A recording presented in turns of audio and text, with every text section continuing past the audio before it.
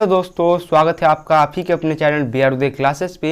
और दोस्तों आज के इस वीडियो के अंदर हम लोग क्लास 12th केमिस्ट्री के टॉप 35 VVI ऑब्जेक्टिव क्वेश्चंस को देखेंगे। और ये जो 35 ऑब्जेक्टिव क्वेश्चन होंगे ये बहुत ऐसे ऑब्जेक्टिव क्वेश्चन होंगे जो बार बार आपके एग्जाम में पूछे जाते हैं और आगे भी आपके एग्जाम में पूछे जाएंगे। तो वीडियो आपके लिए बहुत ही ज़्यादा इंपॉर्टेंट होगा। आप लोग एक भी क्वेश्चन को मिस नहीं कीजिएगा और वीडियो को शुरू से लेकर के एंड तक जरूर देखते रहिएगा। चलिए वीडियो को अब शुरू करते हैं। देखिए पहला क्वेश्चन जो है वो आपसे ये कहता है कि क्रिस्टलीय तंत्र की कुल संख्या होती है। तो यहाँ पे आपको ये बताना है कि जो क्रिस्टलीय तंत्र होते हैं उनकी कुल संख्या कितनी होती है। तो इसका आंसर बहुत ही आसान सा है। आप सभी को पता होना चाहिए कि क्रिस्टलीय तंत्र जो होता है उसकी संख्या 7 होती है। तो हमारा आंसर क्या हो जाएगा, ऑप्शन नंबर ए बिल्कुल ही राइट आंसर। अगला क्वेश्चन देखिए, दूसरा का क्वेश्चन जो है वो आपसे ये कहता है कि निम्नलिखित में से कौन अर्धपारगम्य झिल्ली से निकल पाते हैं। तो यहाँ पे आपको ये बताना है कि कौन होता है जो अर्धपारगम्य झिल्ली को पार करके निकल पाते हैं। तो ये आपने ये पढ़ा होगा कि जब प्रासरण की क्रिया होती है तो विलायक के जो अणु होते हैं ये अर्धपारगम्य झिल्ली को पार करके वहां से निकल पाते हैं। तो हमारा आंसर क्या हो जाएगा, ऑप्शन नंबर ए यानी कि विलायक के अणु। उसके बाद देखिए तीसरा क्वेश्चन जो है वो आपसे ये कहता है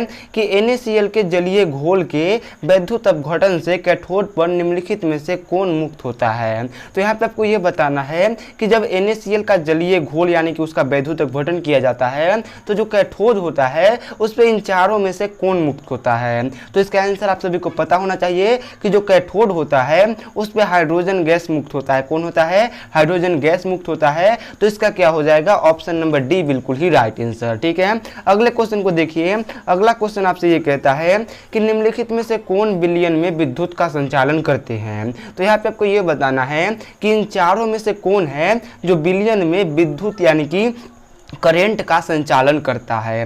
तो इसका आंसर क्या हो जाएगा, इसका आंसर ये हो जाएगा कि विद्युत का संचालन कौन करता है, तो जितने भी वैद्युत अपघट्य होते हैं ये कराते हैं। तो हमारा आंसर क्या हो जाएगा, ऑप्शन नंबर ए यानी कि वैद्युत अपघट्य है। अगला क्वेश्चन देखिए, अगला जो 5 नंबर क्वेश्चन है वो आपसे ये कहता है कि किसी रासायनिक अभिक्रिया का वेग स्थिरांक निम्नलिखित में से किस पर निर्भर करता है। तो यहाँ पे आपको ये बताना है कि कोई भी जो केमिकल रिएक्शन यानी कि रासायनिक अभिक्रिया होता है उसका जो वेग स्थिरांक होता है उन इन चारों में से किस पर निर्भर करता है। तो हमारा आंसर ये होगा कि वो जो होता है वो ताप यानी कि टेम्परेचर पर निर्भर करता है। तो इसका आंसर क्या हो जाएगा, ऑप्शन नंबर ए यानी कि ताप बिल्कुल ही राइट आंसर। अगला क्वेश्चन देखिए, अगला क्वेश्चन आपसे ये कहता है कि निम्नलिखित में से किस विधि द्वारा कोलाइडी विलयन का शोधन किया जाता है। तो कोलाइडी विलयन का शोधन किस विधि के द्वारा किया जाता है, तो इसका आंसर होगा पेप्टिकरण। किसके द्वारा, पेप्टिकरण के द्वारा किया जाता है। तो हमारा आंसर क्या हो जाएगा, ऑप्शन नंबर ए यानी कि पेप्टिकरण। अगला क्वेश्चन 7 नंबर आपसे ये पूछा गया है कि लोहा का मुख्य ऑक्साइड अयस्क कौन है। तो लोहा का मुख्य ऑक्साइड अयस्क के बारे में पूछा है और लोहा का मुख्य ऑक्साइड अयस्क कौन है, तो ये आप लोग क्लास 10 से ही पढ़ते आ रहे हो कि हेमेटाइट है। कौन है, हेमेटाइट है। तो हमारा आंसर क्या हो जाएगा, ऑप्शन नंबर बी यानी कि हेमेटाइट। अगला क्वेश्चन आपसे ये कहता है कि धातु के ऑक्साइड को कार्बन या कार्बन मोनोऑक्साइड के द्वारा धातु को अपकरित करने की क्रिया क्या कहलाती है। तो यहाँ पर आपको ये बताना है कि धातु के जो ऑक्साइड होते हैं उसको कार्बन या फिर कार्बन मोनोऑक्साइड के द्वारा हम लोग धातु को जो अपकरित करते हैं उस क्रिया को हम लोग क्या कहते हैं। तो याद रखिएगा वो जो क्रिया होता है उसको हम लोग प्रगलन कहते हैं। क्या कहते हैं, प्रगलन कहते हैं। तो इसका आंसर क्या हो जाएगा, ऑप्शन नंबर ए बिल्कुल ही राइट आंसर। अगला 9 नंबर क्वेश्चन आपसे ये कहा जा रहा है कि निम्नलिखित में से कौन ध्रुवीय यौगिक है। तो ध्रुवीय यौगिक को आप लोग को पहचानना है और कौन है ध्रुवीय यौगिक। तो इसका आंसर हो जाएगा कि जो SO2 है एक प्रकार का एक ध्रुवीय यौगिक होता है। तो हमारा आंसर क्या हो जाएगा, ऑप्शन नंबर ए यानी कि SO2। उसके बाद देखिए अगला क्वेश्चन। तो अगला क्वेश्चन आपसे ये कहता है कि निम्नलिखित में से कौन प्रथम श्रेणी का सदस्य है। तो प्रथम श्रेणी का सदस्य आपको यहाँ पे पहचानना है और प्रथम श्रेणी का सदस्य कौन है, तो जो निकेल होता है ये प्रथम श्रेणी का सदस्य होता है। तो हमारा आंसर क्या हो जाएगा, ऑप्शन नंबर ए यानी कि निकेल। अगला क्वेश्चन देख लीजिए। अगला क्वेश्चन आपसे ये कहता है कि निम्नलिखित में से किसे मुद्रा धातु कहा जाता है। तो बताइए कि मुद्रा धातु किसे कहा जाता है। और ऑप्शन में क्या दिया है, तो ऑप्शन में दिया है कि लोहा और CO और Ni यानी कि निकेल को कहा जाता है, या फिर कॉपर और जिंक को कहा जाता है, या फिर कॉपर हो गया, चांदी हो गया और सोना हो गया, इसको कहा जाता है। तो आप सब इतना में जान ही गए होंगे कि कॉपर, चांदी और फिर क्या हो गया, तो जो आपका सोना हो गया, इन सब को हम लोग मुद्रा धातु कहते हैं। क्यों कहते हैं, तो क्योंकि जो कॉपर और कॉपर यानी कि आप लोग का जो हो गया तांबा, और साथ ही आप लोग का चांदी और जो सोना हो गया, इस सब से बहुत सारे मुद्रा बनाए जाते थे, इसलिए इसको मुद्रा धातु कहा जाता है। अगला क्वेश्चन आपसे ये कहता है कि जिंक और जल के साथ क्लोरोफॉर्म के अवकरण से प्राप्त होता है। तो यहाँ पे आपको ये बताना है कि जिंक और जल के साथ जब क्लोरोफॉर्म का अवकरण होता है तो उपकरण से हमें क्या प्राप्त होता है, तो इसका आंसर होगा कि उससे हमें मीथेन प्राप्त होता है। और मीथेन का सूत्र क्या होता है, तो मीथेन का सूत्र CH4 होता है, ये भी आप लोग याद रखिएगा। अगला क्वेश्चन आपसे ये कहा जा रहा है कि निम्नलिखित में से कौन जल में घुलनशील है। तो यहाँ पे आपको पहचानना है कि कौन जल में घुलनशील होता है। तो इसका आंसर क्या हो जाएगा, इसका आंसर हो जाएगा कि जो मेथेनॉल होता है ये क्या होता है, जल में घुलनशील होता है। तो ऑप्शन नंबर क्या हो जाएगा, ए वाला बिल्कुल ही राइट आंसर, यानी कि मेथेनॉल। अगला क्वेश्चन आप लोग देख लीजिए। अगला क्वेश्चन आपसे ये पूछा है कि एंजाइम होते हैं, तो एंजाइम कौन है, ये आपको इन चारों में से पहचानना है। बताइए कि कौन एंजाइम होते हैं। तो आपका आंसर क्या होगा, आप लोग का आंसर ये होगा कि जो प्रोटीन होता है ये एंजाइम होते हैं। कौन होते हैं, प्रोटीन एंजाइम होते हैं। तो इसका आंसर क्या हो जाएगा, ऑप्शन नंबर सी बिल्कुल ही राइट आंसर। अगले क्वेश्चन को देखिए। अगला क्वेश्चन आपसे ये पूछ रहा है कि निम्नलिखित में से कौन ईथर है। तो यहाँ पे आपको ईथर को पहचानना है कि इन चारों में से कौन ईथर है। तो देखिए, अगर पहले वालों को देखोगे तो ये ईथर नहीं है, दूसरा वाला यानी कि ऑप्शन बी ये भी ईथर नहीं है, लेकिन जो ऑप्शन सी है आपका ये बिल्कुल ही करेक्ट हो जाएगा। यही क्या होता है, ईथर होता है। तो हमारा आंसर क्या हो जाएगा, ऑप्शन सी, यानी कि ये जो ऑप्शन सी नंबर पे है ये वाला हो जाएगा। अगला क्वेश्चन आपसे ये कहता है कि निम्नलिखित में से कौन डाइकोसेक्राइड दूध में उपस्थित रहता है। तो बताइए कि निम्न में से कौन डाइकोसेक्राइड है जो दूध में उपस्थित रहता है, यानी कि दूध में रहता है, यानी कि पाया जाता है। तो याद रखिएगा कि जो लैक्टोस होता है, लैक्टोस ये क्या रहता है, दूध में उपस्थित रहता है। तो हमारा आंसर क्या हो जाएगा, ऑप्शन नंबर बी, यानी कि लैक्टोस। अगला क्वेश्चन 17 नंबर जो है वो आपसे ये कहता है कि विटामिन यहाँ पे या ना होगा, यहाँ पे एक क्वेश्चन ये था कि विटामिन ए का रासायनिक नाम क्या है। तो आप लोग ये बताइए कि जो विटामिन ए है उसका रासायनिक नाम क्या है। तो आप लोग को पता होना चाहिए कि विटामिन ए जो होता है उसका रासायनिक नाम क्या होता है, तो उसका रासायनिक नाम होता है रेटिनॉल। क्या होता है, रेटिनॉल होता है। तो इसका ऑप्शन नंबर क्या हो जाएगा, बी, यानी कि रेटिनॉल बिल्कुल ही राइट आंसर है। अगला क्वेश्चन देखिए। अगला क्वेश्चन आपसे ये कहता है कि निम्नलिखित में से किसके इंसुलिन स्रावित होते हैं। तो बताइए कि निम्न में से किससे इंसुलिन स्रावित होती है। तो इंसुलिन की अगर बात किया जाए तो ये जो इंसुलिन होता है ये अग्नाशय से स्रावित होता है। किससे स्रावित होता है, अग्न्याशय से।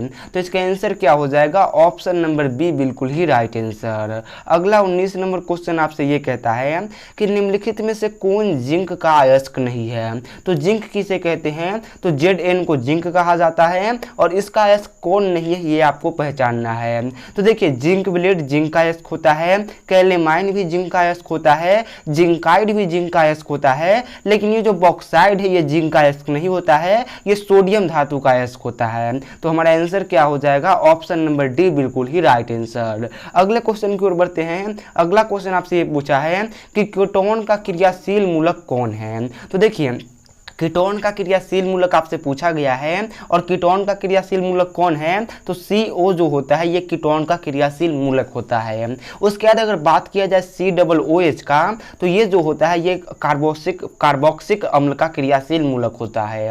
उसके बाद अगर बात करें CHO का, तो ये एल्डिहाइड का क्रियाशील मूलक होता है, और बात किया जाए अगर OH का, तो ये एल्कोहल का क्या होता है, क्रियाशील मूलक होता है। तो ये चारों आप लोग का याद होना चाहिए। अगला क्वेश्चन देखिए। अगला क्वेश्चन आपसे ये पूछा है कि निम्नलिखित में से कौन सा कथन सही है। तो कौन कथन यहाँ पे राइट है ये आपको पहचानना है। और पहला कथन पढ़िए। तो पहला कथन आपसे कहता है कि सभी अयस्क खनिज होते हैं। तो बिल्कुल पहला कथन ही सही है कि जितने भी अयस्क होते हैं ये सारे के सारे अयस्क खनिज होते हैं। उसका दूसरा कथन आपको दिया गया है कि सभी खनिज अयस्क होते हैं। तो ये बिल्कुल ही गलत कथन है, सभी खनिज अयस्क नहीं होते। तीसरा कथन भी आप लोग का गलत है। तो हमारा आंसर क्या हो जाएगा, हमारा आंसर हो जाएगा ऑप्शन नंबर ए यानी कि सभी अयस्क खनिज है। अगला क्वेश्चन देखिए, अगला क्वेश्चन आपसे ये कहता है कि रवादार ठोस है। तो रवादार ठोस कौन है ये आपको यहाँ पे बताना है और ये चैप्टर 1 का क्वेश्चन है, ठीक है। तो रवादार ठोस कौन हो जाएगा, तो देखिए हीरा रवादार ठोस होता है, बाकी कांच नहीं होता है, रबर नहीं होता है और इनमें से सभी तो सवाल ही नहीं उठेगा। तो हमारा आंसर क्या हो जाएगा, हीरा एक प्रकार का रवादार ठोस है। तो इसका क्या हो गया, ऑप्शन नंबर ए बिल्कुल ही राइट। अगला क्वेश्चन आपसे ये कहता है कि आदर्श विलयन का निम्नलिखित में से कौन गुण है। तो आदर्श विलयन के बारे में पूछा है और ये क्वेश्चन 2 नंबर वाले क्वेश्चन में पूछा जाता है। तो इसका आंसर ये होगा कि जो आदर्श विलयन होता है उनका गुण क्या होता है, तो उनका गुण ये होता है कि यह राउल्ट के नियम का पालन करता है। मतलब आदर्श विलयन जो होते हैं ये राउल्ट के नियम का पालन करते हैं। तो इसका आंसर क्या हो जाएगा, ऑप्शन नंबर ए यानी कि राउल्ट का नियम का पालन करता है। उसके बाद देखिए अगला 24 नंबर क्वेश्चन आपसे ये कहता है कि खनिज जिससे धातु का निष्कर्षण होता है क्या कहलाता है। तो बताइए कि वह खनिज जिससे धातु का निष्कर्षण हो यानी कि जिससे धातु निकले उसको हम लोग क्या कहते हैं। तो याद रखिएगा उस खनिज को हम लोग अयस्क कहते हैं। क्या कहते हैं, अयस्क कहते हैं। तो इसका आंसर क्या हो जाएगा, ऑप्शन नंबर ए यानी कि अयस्क। अगला क्वेश्चन आपसे ये कहता है कि एल्कोहल का सक्रिय क्रियाशील मूलक क्या है। तो जस्ट अभी मैंने कुछ क्वेश्चन पहले ही आपको बताया था कि जो एल्कोहल होता है उसका क्रियाशील मूलक क्या होता है, तो OH होता है। उसके बाद मैंने आपको ये भी बताया था कि COOH जो होता है ये किसका होता है, तो ये होता है किसी न किसी अम्ल का, कार्बोक्सिलिक अम्ल का होता है। उसके बाद CHO एल्डिहाइड का होता है और CO जो होता है ये कीटोन का होता है। तो ये सब आप लोग का क्लियर होना चाहिए। अगला क्वेश्चन देखिए, अगला क्वेश्चन आपसे ये कहता है कि निम्न में से विलयन के लिए कौन अनुसंख्यक गुण है। तो अनुसंख्यक गुण के बारे में आपसे पूछा है और बताइए कि विलयन के लिए कौन अनुसंख्यक गुण है। तो आप सभी को पता होना चाहिए कि जो परासरण होता है ये विलयन के लिए अनुसंख्यक गुण है। तो इसका आंसर क्या हो जाएगा, ऑप्शन नंबर ए यानी कि परासरण। उसके बाद देखिए अगले क्वेश्चन को, अगला क्वेश्चन आपसे ये कहता है कि बेंजीन का अणुसूत्र कौन है। तो यहाँ पे आपको बेंजीन के सूत्र के बारे में पूछा है और बेंजीन का सूत्र आप सभी को पता है C6H6 होता है। क्या होता है, C6H6 यानी कि ऑप्शन नंबर इसका जो हो जाएगा बी बिल्कुल ही राइट आंसर। अगला क्वेश्चन 28 नंबर आपसे ये कहता है कि सिरका में कौन अम्ल पाया जाता है। तो देखिए अगर बात करें सिरका तो इसके अंदर एसिटिक अम्ल पाया जाता है सिरका में और एसिटिक अम्ल का सूत्र क्या होता है, तो एसिटिक अम्ल का सूत्र होता है C2H5COOH। तो ये क्या हो जाएगा, ऑप्शन नंबर सी वाला बिल्कुल ही राइट आंसर। अगला क्वेश्चन आपसे ये कहता है कि 1 फैराडे विद्युत कितने कूलम्ब के बराबर है। तो बताइए कि 1 फैराडे जो विद्युत होता है ये कितने कूलम्ब के बराबर होता है। तो इसका आंसर क्या हो जाएगा, इसका आंसर होगा कि 1 फैराडे जो विद्युत होता है ये 96,500 कूलम्ब के बराबर होता है। तो इसका आंसर क्या हो जाएगा, ऑप्शन नंबर बी, सी नहीं, ऑप्शन नंबर बी बिल्कुल ही राइट आंसर। अगला 30 नंबर क्वेश्चन आपसे ये कहता है कि हीलियम का सूत्र है। तो हीलियम का सूत्र पूछा गया है और सबसे आसान क्वेश्चन में से एक क्वेश्चन है। तो बताइए कि हीलियम का सूत्र क्या होता है, तो He होता है, आप सभी को पता है। और पूछेगा कि हीलियम का परमाणु संख्या कितना है, तो हीलियम का परमाणु संख्या 2 होता है और हीलियम एक प्रकार का अधातु होता है। तो इसका क्या हो जाएगा, ऑप्शन नंबर ए बिल्कुल ही right answer. Next question 31 number आपसे ये कहता है कि सिनेबार कहा जाता है। तो बताइए कि सिनेबार किसको कहा जाता है। तो अगर आपसे कोई पूछे कि सिनेबार किसको कहा जाता है तो आप लोग आंसर दीजिएगा कि HGS को कहा जाता है। किसको कहा जाता है, तो HGS को कहा जाता है। मतलब यहाँ पे ऑप्शन नंबर ए बिल्कुल ही राइट होगा। अगला क्वेश्चन 32 नंबर आपसे ये कहता है कि नाइट्रोजन और ऑक्सीजन है। तो बताइए कि नाइट्रोजन और ऑक्सीजन जो होते हैं ये क्या है, धातु है, अधातु है, उपधातु है या फिर इनमें से कोई नहीं। तो हमारा आंसर ये होगा कि नाइट्रोजन और ऑक्सीजन जो है एक प्रकार के ये अधातु होते हैं। क्या होते हैं, अधातु होते हैं। तो इसका क्या हो जाएगा, ऑप्शन नंबर बी। अगला क्वेश्चन आपसे ये कहता है कि परमाणु द्रव्यमान बराबर होता है। तो यहाँ पे आपको ये पूछा गया है कि जो परमाणु द्रव्यमान होते हैं ये किसके बराबर होते हैं, और ऑप्शन में दिया है परमाणु के इलेक्ट्रॉनों की संख्या के बराबर होते हैं या फिर ऑप्शन बी में परमाणु के इलेक्ट्रॉन और प्रोटॉन संख्या के योगफल के बराबर होते हैं। ऑप्शन नंबर सी में दिया है परमाणु के न्यूट्रॉन और प्रोटॉन के संख्या के योगफल के बराबर होता है, या फिर ऑप्शन नंबर डी इनमें से कोई नहीं। तो हमारा आंसर ये होगा कि परमाणु का जो द्रव्यमान होता है ये परमाणु के न्यूट्रॉन और प्रोटॉन के संख्या के योगफल के बराबर होता है। तो इसका आंसर क्या हो जाएगा, ऑप्शन नंबर सी बिल्कुल ही राइट।